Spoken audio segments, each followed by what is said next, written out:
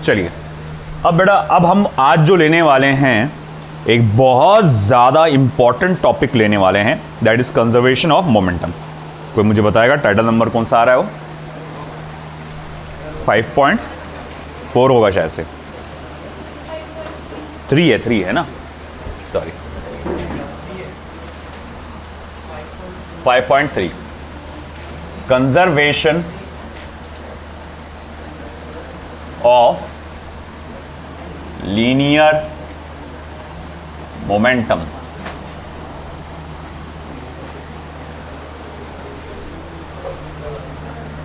Conservation of linear momentum. Conserve करके रखना मतलब होता है किसी चीज को कांस्टेंट रखना या किसी चीज का कांस्टेंट होना। यहां किस चीज का कांस्टेंट रहेगा? मोमेंटम, मतलब लीनियर मोमेंटम कांस्टेंट रहेगी। बोले ये क्या हो रही है बात? देखो, बाय न्यूटन्स सेकंड लॉ आप जानते हैं, बाय न्यूटन्स सेकंड लॉ हम लोग जानते हैं कि vector F is equals to d vector P upon dt, है ना। आपका इंस्टेंटेनियस फोर्स जो होता है rate of change of linear momentum with respect to time होता है। If external force acting on the body is 0, अगर मान के चलूं मैं कि बॉडी पे लगने वाला एक्सटर्नल फोर्स माने कि वेक्टर F है ना, ये आपका क्या है? 0 है।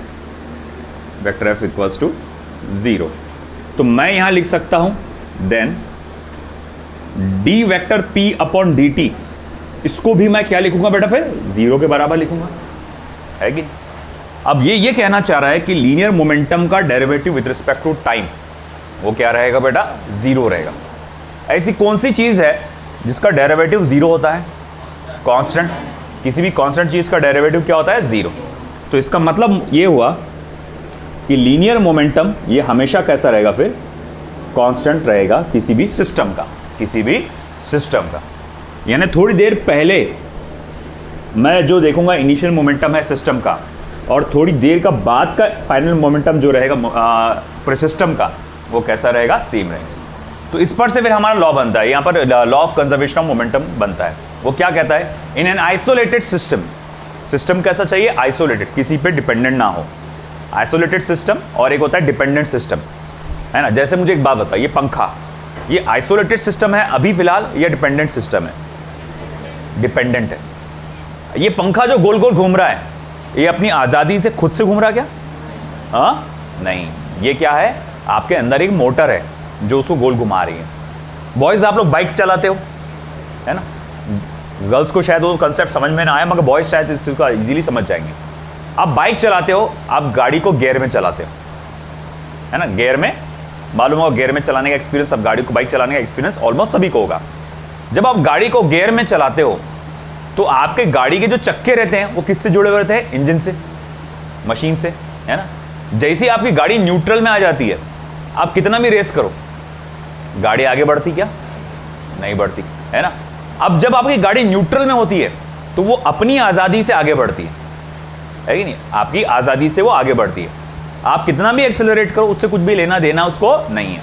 हाँ, मगर आपकी जब गाड़ी गियर में होगी तो किससे अटैच होगी? मशीनरी से, है ना। गर्ल्स को बता दूं आपको, जैसे मान लो आपको एक साइकिल चलाने का एक्सपीरियंस होगा, आई होप, या कम से कम स्कूटी चलाने का एक्सपीरियंस होगा, है ना, आई होप, है ना।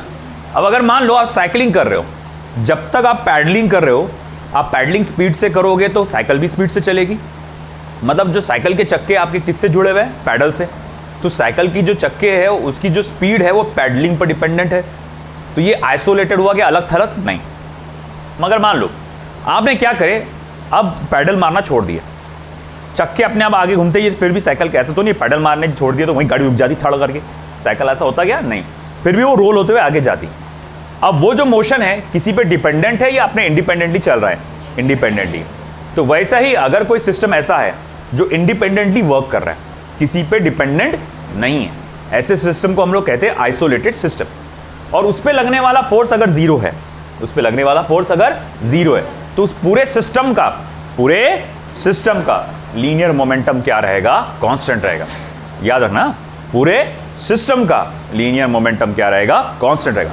अब बात ऐसी है, वो सिस्टम में हो सकता है एक ही बॉडी हो सकता सिस्टम में 2 बॉडीज हो, या ये भी हो सकता सिस्टम में 3 बॉडी या 3 से ज्यादा बॉडीज भी हो। कितने भी बॉडीज हो सकते हैं सिस्टम में, आई बात समझ में? तो मैं यहां पर लिखूंगा for an isolated system, for an isolated system, if the external force acting on the system is 0। मान के चलो आपके पास एक आइसोलेटेड सिस्टम है और उस पे एक्ट होने वाला एक्सटर्नल फोर्स, उसकी वैल्यू क्या है बेटा, 0 है। Then the linear momentum, then the linear momentum of the system remains constant, then linear momentum of the system remains constant। तो भाई सिस्टम का जो लीनियर मोमेंटम रहेगा वो कैसा रहेगा, कांस्टेंट रहेगा, जिसको हम लोग ने मैथमेटिकली अभी देखा कि अगर फोर्स 0 है तो dp/dt 0 होगा, यानी कि इसका मतलब p क्या है, कांस्टेंट है। यानी initial momentum of the system, system में जितने हैं बॉडीज, जितने हैं पार्टिकल्स, सब आ गए, है ना। Initial momentum of the system is equals to final momentum of the system. ठीक है, अब यहां पर हम लोग कुछ एग्जांपल्स लेंगे इसमें। पहले एग्जांपल में क्या होगा, हमारे पास 2 मूविंग बॉडीज रहेगी। कितनी मूविंग बॉडीज रहेगी, 2। इनकी पर्टिकुलरली खुद की कोई ना कोई स्पीड होगी, उनका खुद का मास होगा। ये बॉडीज आपस में टकराएंगे, टकराने के बाद दोनों बॉडीज की स्पीड में थोड़ा थोड़ा चेंज आएगा, है ना। अब इसमें से सवाल ऐसा आएगा, किसी एक बॉडी का या दोनों बॉडी का आपसे पूछेगा टकराने के बाद की स्पीड क्या है वो बताओ, या टकराने के पहले की स्पीड बताओ, या फिर मास भी पूछ सकता है कि भाई बताओ कि ये पर्टिकुलर बॉडी का मास क्या। मास तो रेयरली पूछता है, मगर ज़्यादातर स्पीड आता है ना। जैसे कि मैं अब यहाँ पर केस 1, या जिसको मैं टाइप 1 ऑफ प्रॉब्लम्स कह सकता हूँ, है ना। Consider 2 bodies of masses m1 and m2 moving with velocities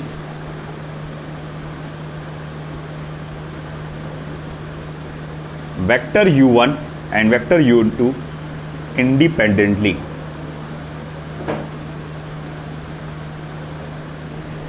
such that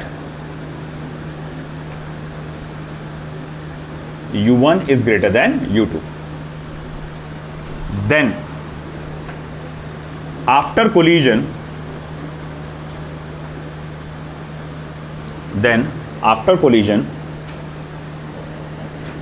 the speed of each body changes। Collision के बाद हर एक बॉडी की जो स्पीड है वो चेंज हो जाएगी। Then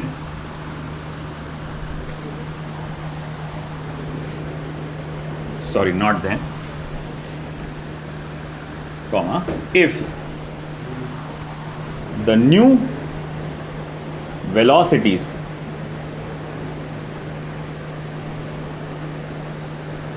of masses m1 and m2 are vector v1 and vector v2 respectively।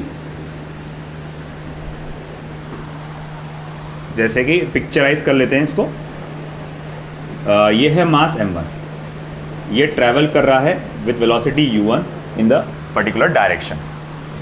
ये है मास m2, ये ट्रैवल कर रहा है in the same direction with velocity u2। जैसे कि आप देख सकते हैं इसमें u1 की वेलोसिटी ज़्यादा है, u2 की वेलोसिटी कम है। अब जाहिर बात है इसकी वेलोसिटी ज़्यादा है, इसकी कम है, तो ये आपस में इसको जाके क्या करेगा, टकरा जाएगा। अगर सेम होता तो बिल्कुल नहीं टकराते, उनके बीच का डिस्टेंस कांस्टेंट रहता है ना। अगर ये u1 कम होता, u2 ज़्यादा होता, तो उनके बीच का डिस्टेंस और उल्टा बढ़ जाता, टकराने की संभावना होती ही नहीं। टकराने के लिए ज़रूरी क्या है कि u1 बड़ा होना चाहिए u2 से। तो मान लो कि एक ज़्यादा वेलोसिटी से आ रहा, ज़ोर से आ रहा और धड़ धड़ से धक्का मारेगा, टकराएगा। तो मान लो यहाँ पर इनका कोलिजन हुआ, अब यहाँ पर इन दोनों ने आपस में टकराए, यहाँ पर हुआ इनका कोलिजन, ठीक है। अब टकराने के बाद मैं कहूँगा अब इसकी वेलोसिटी क्या है, वेक्टर v1, और मास m2 की वेलोसिटी क्या है, वेक्टर v2। थोड़ी सी पहले जो स्पीड से आ रहा था उसकी वेलोसिटी कम हो जाती है, और जो आराम से चल रहा था उसकी वेलोसिटी बढ़ जाती है ना। वो धक्का मारा ना उसको, तो एनर्जी उसमें ट्रांसफर हो जाती है, तो वेलोसिटी बढ़ जाती है। अब हमको ये जो लॉ आपने जो सब देखे ना कि इस तरह से कांस्टेंट आता है, इसी को कहा जाता है law of conservation of momentum, है ना। मैं यहाँ लिख देता हूँ नीचे, this is called as law of conservation of momentum. मैं इसको शॉर्ट में मैं बोलता हूँ ये LCM, मैं अक्सर बोलूँगा law of conservation of momentum, LCM। तो भाई अगर मैं इस पे LCM लगाऊं, law of conservation of momentum लगाऊं, तो सिस्टम का इनिशियल मोमेंटम लिखना चाहिए by law of conservation of momentum. तो by law of conservation of momentum system का इनिशियल मोमेंटम और सिस्टम का फाइनल मोमेंटम कैसा रहेगा, सेम। क्या बोला उसने कि फोर्स अगर जीरो है। देखो पहली बात बताओ, ये जो एक बात बता दूं, ये जो दोनों बॉडीज आगे बढ़ रहे हैं ये इंडिपेंडेंटली आगे बढ़ रहे हैं। ऐसा नहीं कोई इसको मशीन है जो पीछे से ढकेल रही है, कोई फोर्स लगा रहा है उसको, ऐसा नहीं है। इनको किसी किस्म का कोई फोर्स नहीं लग रहा है। ये बात ज़रूरी है कि कोई फोर्स नहीं लगना चाहिए। अगर किसी बॉडी पे फोर्स लग रहा है, किसी बॉडी पे फोर्स लग रहा है, तो लॉ ऑफ कंजर्वेशन मोमेंटम तुम वहाँ नहीं लगा सकते। बात समझ में आ रही ना। अगर कोई गाड़ी कोई ऑब्जेक्ट आगे बढ़ रहा है किसी फोर्स के कारण, तो उस पर तुम लॉ ऑफ कंजर्वेशन मोमेंटम नहीं लगा सकते। ये ज़रूरी है कि ये बिना किसी फोर्स के अपनी आज़ादी से, अपने इंडिपेंडेंस से आगे जा रहे हैं, है ना। किसी चीज़ को ऐसा छोड़ दो आप, बस धक्का देकर वो जाते रहता आगे, है ना। किसी ये मैं कुछ स्लाइड कर दूंगा, है ना, ऐसा चेयर को ऐसा थ्रो कर दूंगा, ऐसा वो घसते हुए आगे जाएगा, है ना। तो अब उस पर अगर किसी किस्म का फोर्स नहीं लग रहा है, जैसे फ्रिक्शन फोर्स को इग्नोर मारो थोड़ी देर के लिए, है कि नहीं।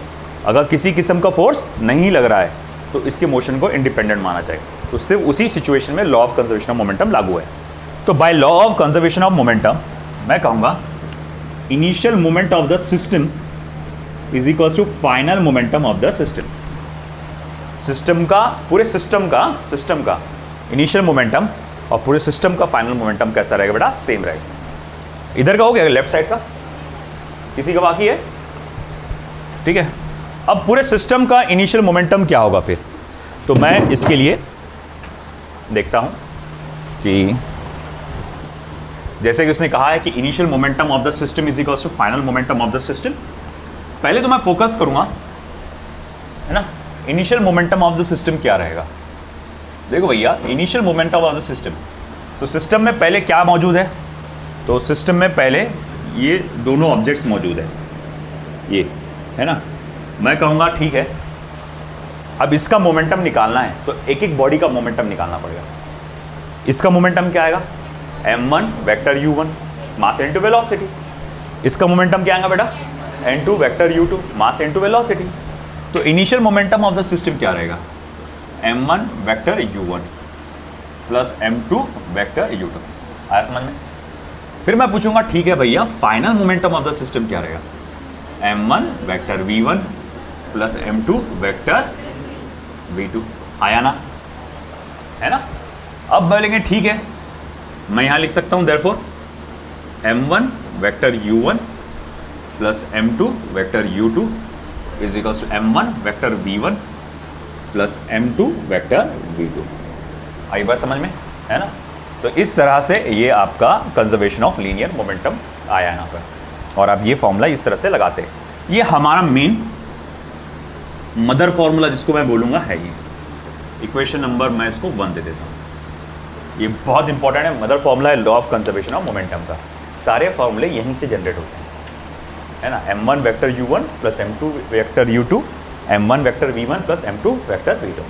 याद रखना शर्त क्या है ये फॉर्मूला बनने का, फोर्स जीरो होना चाहिए, सिस्टम आइसोलेटेड होना चाहिए। इस मामले में सिस्टम आइसोलेटेड का मतलब क्या है, कोई बस किसी मशीन से जुड़ा हुआ नहीं है। जैसे घड़ी के कांटे आइसोलेटेड सिस्टम है क्या, नहीं, वो मशीन है जो गोल गोल घुमा रही है, तो वो आइसोलेटेड सिस्टम नहीं है ना। तो ऐसा कोई चीज़ है, जैसे मैं किसी को लौटते हुए लेके जा रहा हूँ और मैं लौटते हुए लेके जा रहा हूँ और ये एक चेयर से दूसरी चेयर को ठोस मार दिया मैंने, और तुम बोलेंगे अब लगाओ लॉ ऑफ कंजर्वेशन मोमेंटम, नहीं लगा सकते। क्यों? वो जो चेयर मैं लौटते हुए मैं लौट रहा था ना, वो मेरे पर डिपेंडेंट था ना। अगर मैं ज़्यादा ज़ोर से लौटूंगा तो ज़्यादा ज़ोर से आगे जाएगा, आराम से लौटूंगा तो आराम से आगे जाएगा। It is not an isolated system. आई बात समझ में आपको? ठीक है, लिखो ये। और एक मिनट ध्यान देना, कुछ किताबों में लॉज ऑफ मोशन चैप्टर में से ये टॉपिक निकला हुआ है, कुछ किताबों में, रेफरेंस बुक में, एनसीईआरटी नहीं, रेफरेंस बुक में वो डाला गया है आगे जाके। जैसे देखो ये इसकी ब्यूटी ऐसी है तो इसकी कई सारे लोग अपने हिसाब से बना लेते हैं इसको।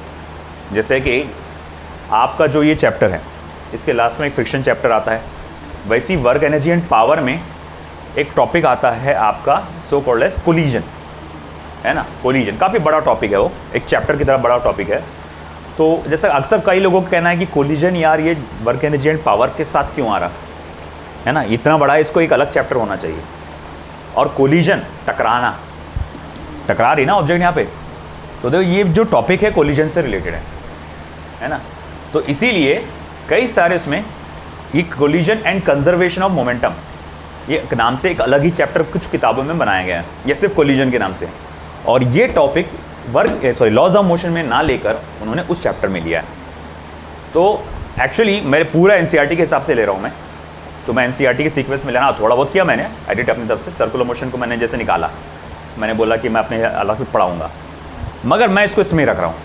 और यही बातें वापस रिपीट होगी आपको कोलिजन चैप्टर में, एज इट इज़ पूरा बातें रिपीट होंगी। इतना है कि मैं इतनी आराम से डिटेल में नहीं बताऊँगा, अभी बता दिया ना मैंने, बस मैं फास्ट ट्रैक में बोलूँगा। देख वहाँ पर law of conservation of momentum आपने पढ़े थे, ठीक है। चलो देखो,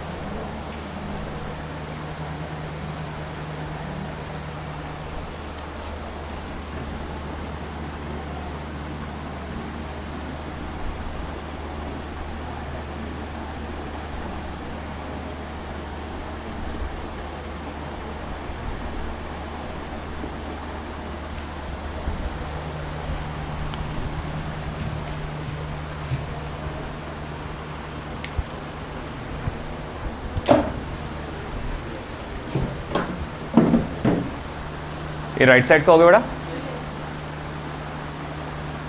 ऊपर का भी नहीं हुआ। तो केस वन जिसमें दो मूविंग ऑब्जेक्ट्स होते हैं और आपस में टकराते हैं, उसके अंदर हम लोग देख रहे हैं। अब स्नूकर बॉल, स्नूकर बॉल क्या होता है? स्नूकर क्या होता है? वो पूल के जैसा आता, पूल टेबल पे खेलते। पूल बोले तो क्या कैरम बोर्ड जैसा रहता, है ना, solid ball, strips ball. Snooker में कलर्ड बॉल्स रहते हैं, उसे कुछ रूल्स रहते हैं कि भैया पहले आप ये डालो फिर रेड डालना, ऐसा कुछ मेरे को एग्जैक्ट याद नहीं।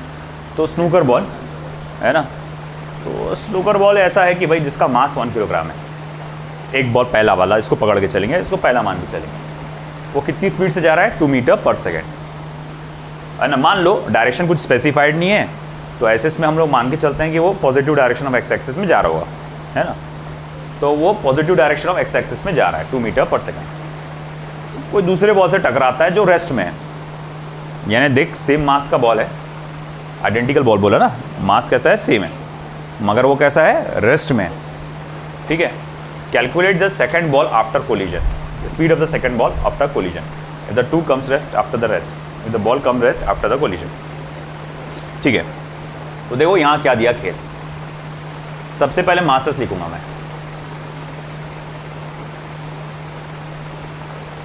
Mass of the first ball कितना है? 1 किलोग्राम। उसकी स्पीड क्या दी गई आपको?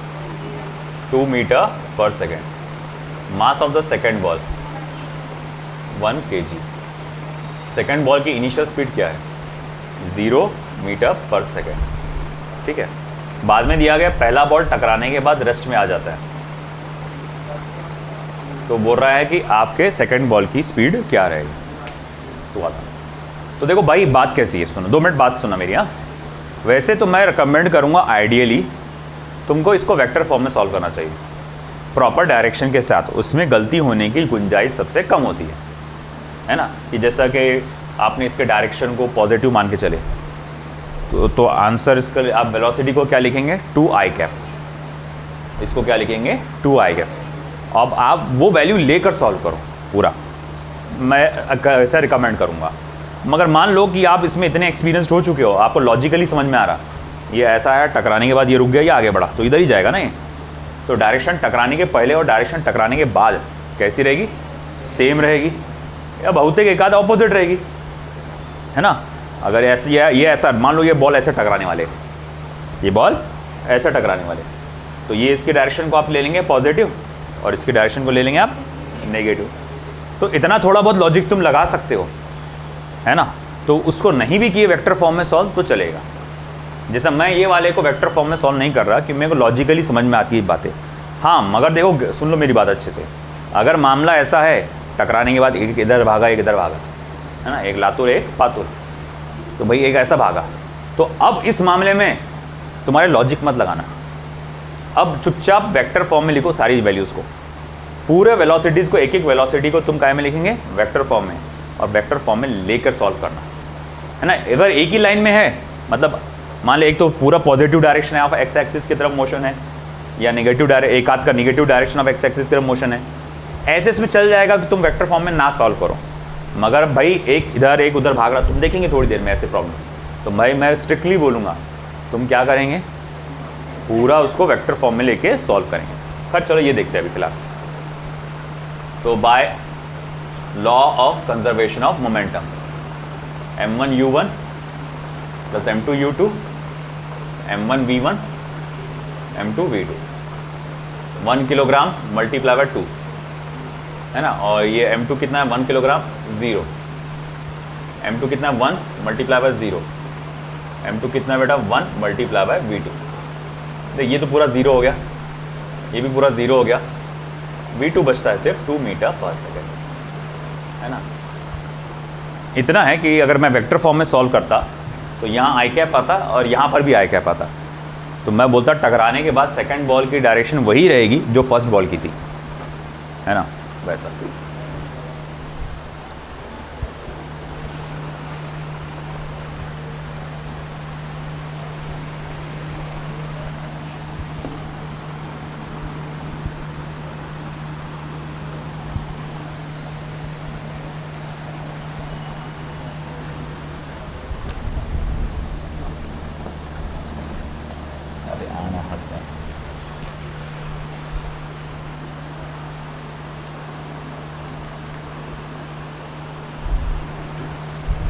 एक नोट आपको लिखना है, बहुत important.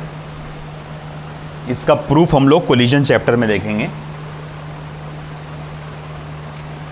if two identical balls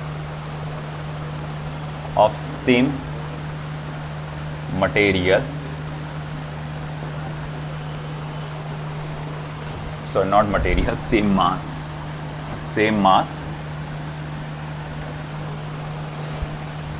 collides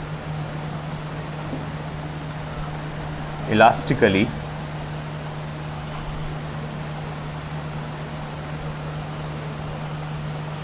then their velocities gets exchanged।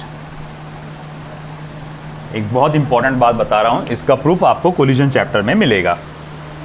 दो आइडेंटिकल बॉल है और ये मास सेम है। मास कैसा है बेटा? सेम। ये आपस में टकराते हैं इलास्टिकली। अगर आपने नोटिस किया होगा, मैंने इलास्टिकली वर्ड को बहुत ज़्यादा स्ट्रेस डाल के, है ना, अंडरलाइन करके मैंने आपको बताया है। तो भैया अगर इस तरह से वो आपस में टकराते हैं तो भैया उनकी वेलोसिटीज़ एक्सचेंज हो जाती हैं।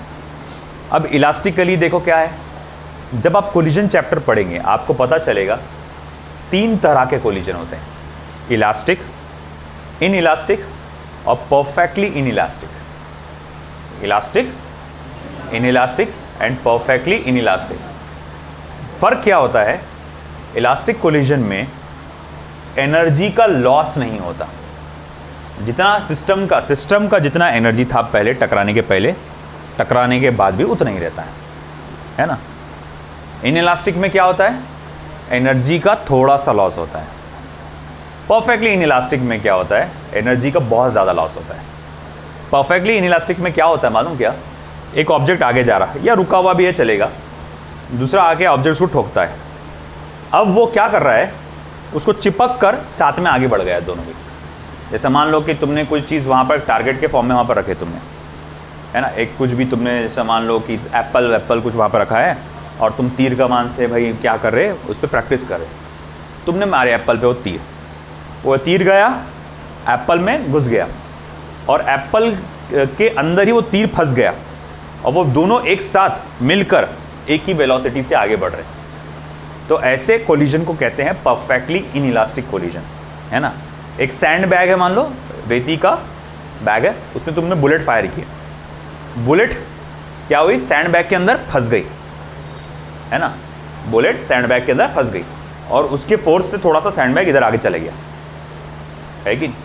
तो अब मैं क्या बोलूँगा कि ये भी क्या है? परफेक्टली इनइलास्टिक, क्योंकि दोनों बॉडी चिपक गए ना, एक ही साथ आ गए ना, और दोनों एक ही स्पीड से आगे बढ़ रहे, तो उसको कहते हैं परफेक्टली इनइलास्टिक। वो आएगा आगे, इसलिए बता रहा हूँ मैं। इलास्टिक कोलिजन में क्या होता है कि एनर्जी का कोई लॉस नहीं होता। जैसे आपने पिछली बार में ही देखा, पहले बॉल की वेलोसिटी कितनी थी टकराने के पहले? 2 मीटर पर सेकेंड, और दूसरे बॉल की 0। मास दोनों का कैसा था? सेम था। अब देख, रूल के हिसाब से क्या होना चाहिए? स्पीड एक्सचेंज हो जाना चाहिए, और वो हो गई। अब पहले वाले की स्पीड क्या हो गई? 0 हो गई, जो दूसरे बॉल की थी। पहले जो बॉल की जो स्पीड थी, अब वो दूसरे बॉल की स्पीड बन गई, और दूसरे बॉल की स्पीड क्या हो गई? जो पहले बॉल की स्पीड थी। देखा ना, पहले इसका देख क्या था? U1 2 था, U2 0 था। टकराने के बाद V1 0 हो गया, V2 क्या हो जाएगा? 2 हो जाएगा। आया समझ में आपको? कौन मारिया भाई? जो मतलब उधर से, ठीक है, जाओ। नहीं, इधर से आप जाइए, इधर से। आया समझ में आपको? है ना। तो अब ये हमको इस पर डिपेंडेंट एक क्वेश्चन देखना है आपको।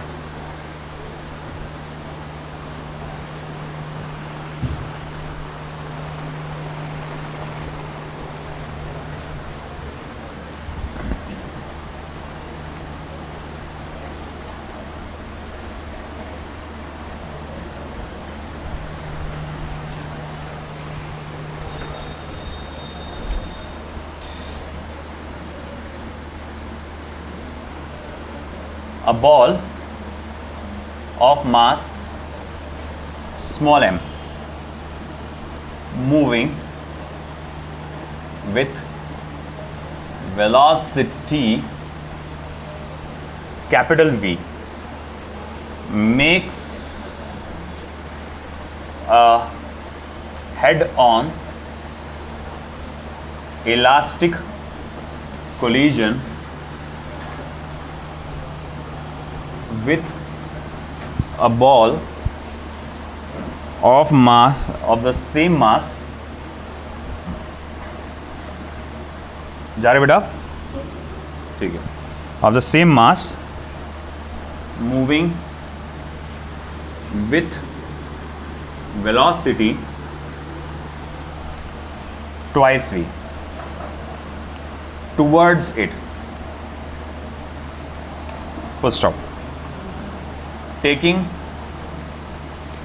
direction of v as positive, velocities of the two balls after collision are, first option minus v and twice v, second option twice v and minus v, third option v and minus twice v, last option minus twice V and V. चलिए देखिए क्या हो सकता है। देखो दोनों balls का mass same है, पढ़िए, दोनों बॉल्स का मास सेम है, हाँ सेम है, कोलिजन भी इलास्टिक है ना। और हम देखेंगे कि जैसा कि क्वेश्चन में दिया गया है, पहला बॉल v वेलोसिटी से ट्रैवल कर रहा है और दूसरा बॉल 2v वेलोसिटी से ट्रैवल कर इन द ऑपोजिट डायरेक्शन, है ना, मतलब v के करीब जा रहा हो। तो वो बोल रहा है पता लगाओ कि भैया टकराने के बाद दोनों बॉल्स की वेलोसिटीज़ क्या होगी। इसने बोला पहले बॉल की जो वेलोसिटी है v है, जिसका वैल्यू, उसके डायरेक्शन को आप पॉजिटिव मान के चलो, है ना। सोचिए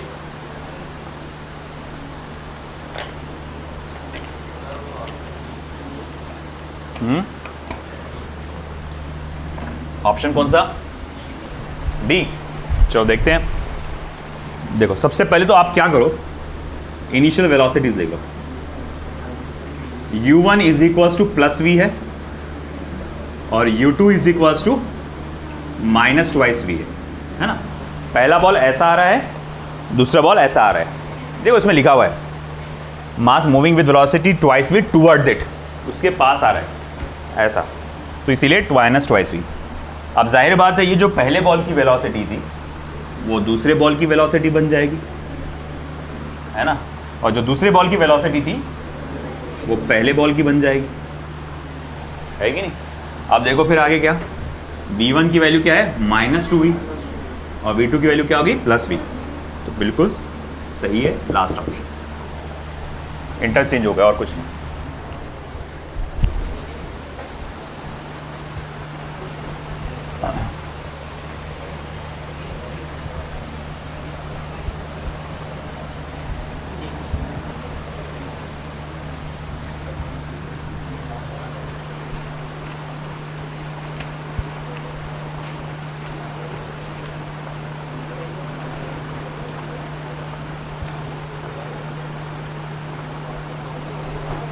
चलिए,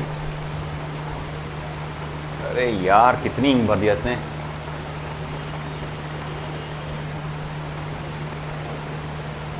a particle of mass 1 gram having velocity 3i cap minus 2j cap has a glued impact with another particle of mass 2 gram and velocity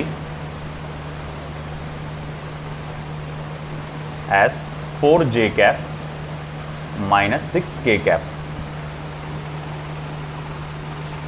Full stop. Velocity of the particle is particle का velocity क्या रहेगा?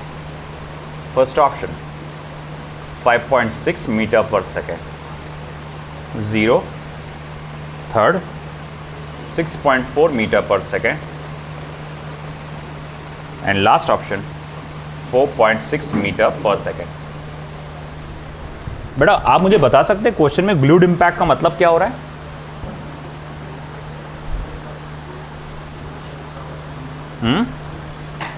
वैसे glue का मतलब क्या होता है? चिपकाने वाली चीज को बोलते हैं ना ग्लू। ग्लूड इंपैक्ट मतलब चिपका हुआ, है ना? मतलब ये कौन सा एग्जाम्पल है? Perfectly inelastic. उसमें दो बॉडीज आपस में चिपक जाती है और एक साथ आगे बढ़ती है, तो ऐसी कुछ हुआ है यहाँ पे।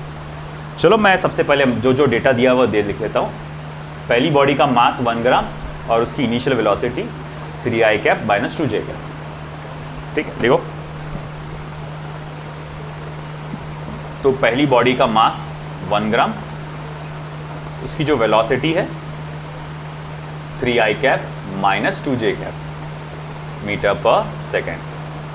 दूसरी बॉडी का मास 2 ग्राम, उसकी वेलोसिटी आएगी, बेटा डायरेक्शंस बराबर ध्यान में रख के लिखना, 4j cap sorry minus 6k cap metre पर second. 4j cap minus 6k cap metre पर सेकेंड। उसने बोला है कि velocity of the impact after the impact, किसकी? दोनों की, क्योंकि दोनों तो चिपक के निकल गए ना साथ में आगे, तो इसलिए अब क्या होगा? मैं लगाऊंगा law of conservation of momentum. m1 vector u1 plus m2 vector u2 is equal to m1 plus m2 vector v। बोले आप ऐसा क्यों लिख रहे हैं इसको, है ना? m1 यहां तक तो समझ में आया, ऐसा क्यों? अरे भैया मुझे एक बात बताओ, दोनों एक साथ मिल गए ना, दोनों मिलकर एक ही बॉडी बन गए ना, तो अब पूरी एक ही बॉडी का मास क्या हो जाएगा? m1 प्लस m2, और दोनों अब साथ में मिलकर आगे बढ़ रहे हैं, दोनों की वेलोसिटी सेम है, वेक्टर v, है ना? अब चलो फिर डालो वैल्यूज। m1 यानी कि 1 ग्राम और वेक्टर u1 कितना है? 3i cap minus 2j cap, है ना, प्लस m2 बोले तो 2 ग्राम। वेक्टर u2 कितना है बेटा? 4j cap minus 6k cap. अच्छा, मास m1 1 gram plus 2 gram into vector v। कोई मुझसे पूछेगा कि क्या यहाँ पर ग्राम को किलोग्राम में कन्वर्ट करने की ज़रूरत नहीं है? नहीं है। क्यों मालूम क्या? देखो 1 ग्राम 2 ग्राम इधर भी आया, 1 ग्राम 2 ग्राम इधर भी आया। अगर मैं मान लो कन्वर्ट कर भी देता तो ग्राम को किलोग्राम में कन्वर्ट करने के लिए कैसे मल्टीप्लाई करना पड़ता? 10 raise to power -3। 10 raise to power -3 दोनों जगह आता, 10 रेज़ टू पावर -3 यहाँ पर भी आता। यहाँ से भी वो कॉमन निकलता, यहाँ से भी वो कॉमन निकलता, और अल्टीमेटली वो कैंसिल हो जाता।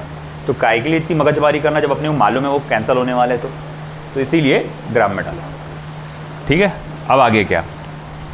अब इनको मल्टीप्लाई करो और ऐड करो, ये हो जाएगा 3i cap minus 2j cap.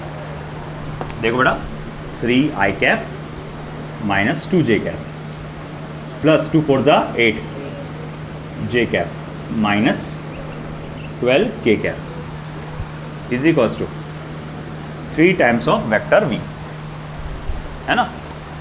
अब देखो ये दोनों ऐड हो सकते हैं ना, -2 + 8 क्या हो जाएगा? 6।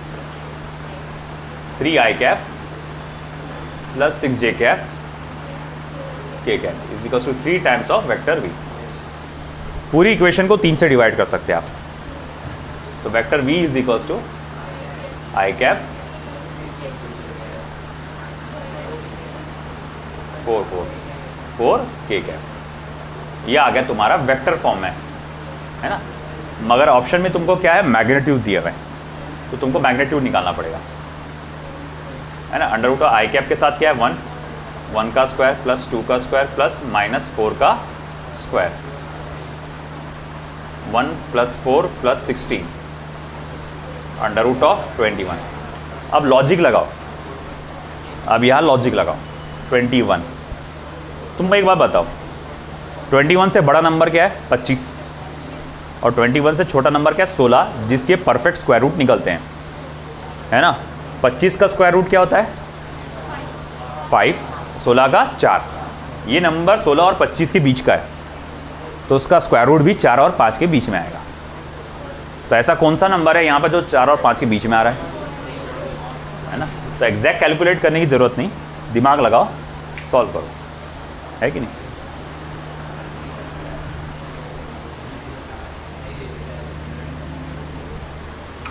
चलो लिखो।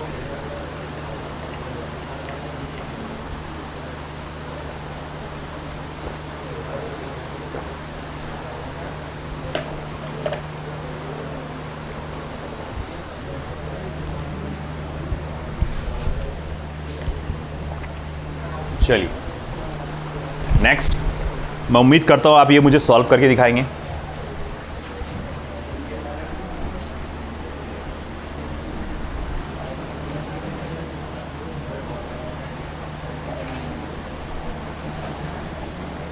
बातें नहीं बेटा।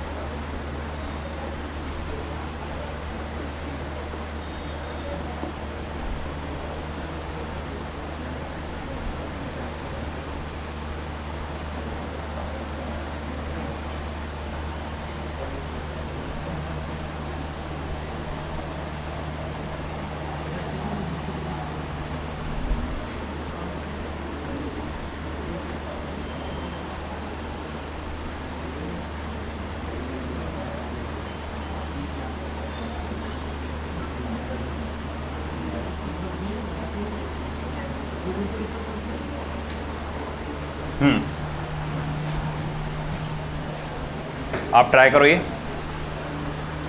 ये ट्राई करो, मैं जब तक दूसरा यहाँ लिखता हूँ।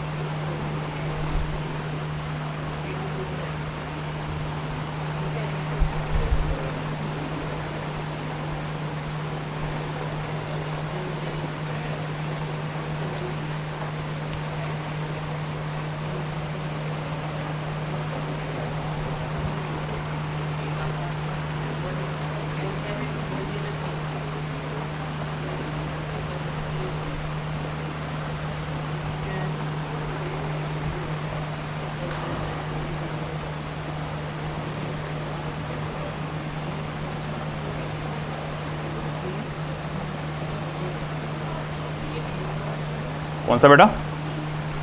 बी सेकंड कि लास्ट? बी फॉर बॉल या D for dog? Correct, second option is the correct one.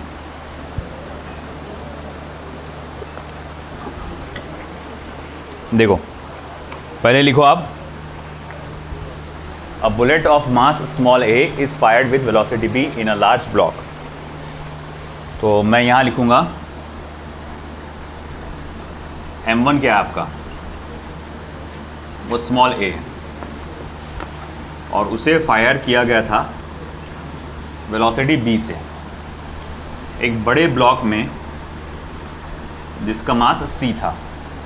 जाहिर बात है वो बड़ा ब्लॉक पहले शुरुआत में रेस्ट पे रखा गया था, तो उसका इनिशियल वेलोसिटी क्या रहेगा, 0। बाद में दोनों एक साथ होकर आगे निकल ली, है ना, उसके अंदर गोली फंस गई और दोनों आगे एक साथ निकले। तो फिर मैं यहाँ लगाऊंगा by law of conservation of momentum, m1 u1 plus m2 u2 is equals to m1 plus m2 into v।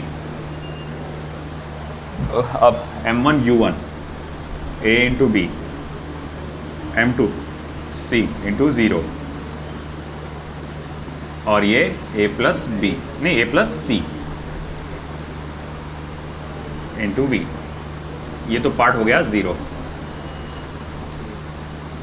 a into b a plus c। Second option ये वाला देखो फिर,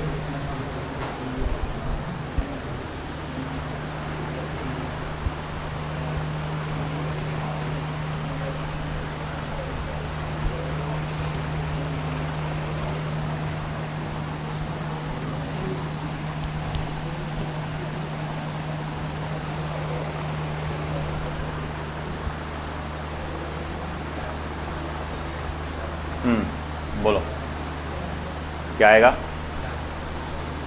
इनइलास्टिकली बोला है ना, इनइलास्टिकली मतलब इनइलास्टिकली एक साथ सिस्टम बोला ना, speed of the system after collision. करो पहले लिखो m1 m2 u1 u2 m1 into v, लगाओ वही फॉर्मूला।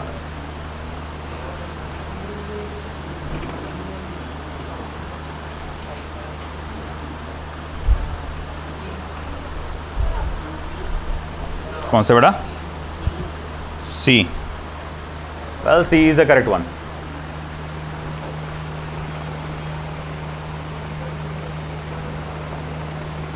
m1 कितना है m, u1 कितना है v, m2 कितना है ट्वाइस m, u2 कितना है बेटा 0। तो अब ऐसा है कि by LCM m1 u1 plus m2 u2 is equals to m1 v1 plus m2 v2। Small m u1 की वैल्यू क्या है बेटा v twice m into 0, small m, और देखो ये तो कॉमन है ना इनकी वेलोसिटी, तो m plus twice m into v, ये तो पूरा 0 हो जाएगा, m into v thrice m into v, mm cancel, capital V is equals to ये v by 3। Third option.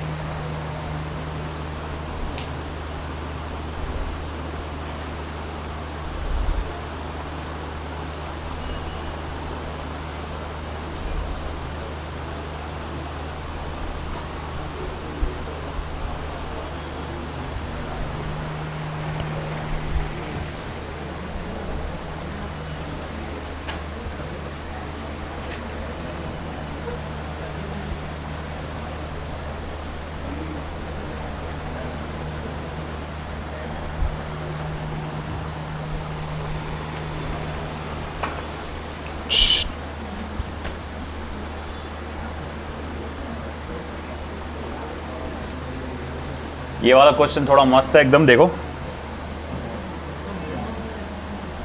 A ball of mass 1 kilogram moving with a velocity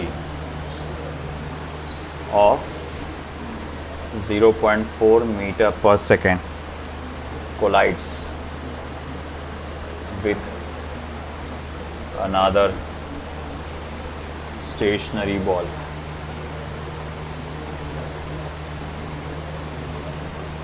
Full stop.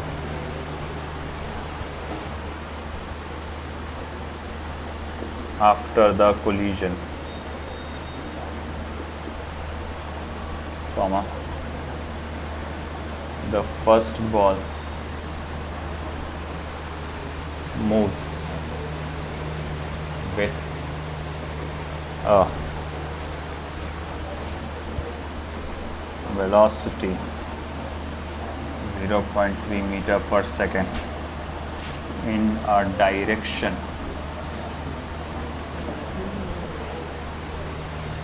making an angle of 60 degree, sorry, 90 degree with its initial direction, full stop. The momentum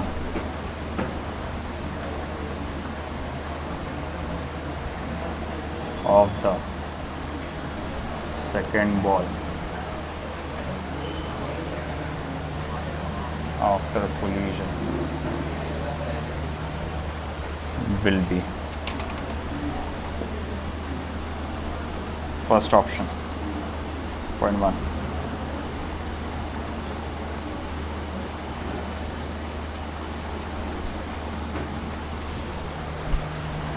Go for it.